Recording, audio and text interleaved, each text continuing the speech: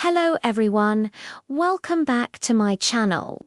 Today I'm going to share with you the best appetizer that you can make in 3 minutes.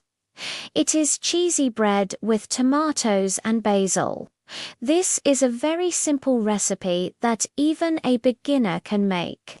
The ingredients that we need are bread, cheese, tomatoes, butter, basil leaves, salt and pepper.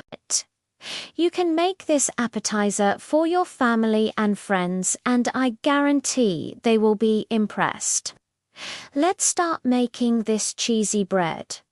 First, we need to cut the bread. Cut the bread into little cubes and then add it into a bowl. We will need a knife to spread the butter on top of the bread. Make sure that you spread the butter evenly so that all the bread cubes get some butter. After that, add some salt and pepper according to your taste. After that, let's prepare the cheese. I'm using mozzarella cheese here. You can use any cheese that you like. Just make sure that you cut it into small pieces so that it goes well with the bread cubes. After that, add the cheese on top of the bread cubes and mix them well. Try not to make the bread soggy by adding too much cheese. If you want, you can toast the bread cubes in the oven, but I prefer to fry them. So I'm going to pour some oil into a pan on medium heat. While the oil is heating, let's cut the tomatoes. Cut the tomatoes into little pieces and then add it into the pan. Add a pinch of salt and pepper. Cover the pan and let the tomatoes cook on medium heat. We don't want the tomatoes to get soggy, so cook them until the tomatoes release their own juices and the water evaporates. This should not take more than 2 minutes. After that, turn off the gas and add the basil leaves.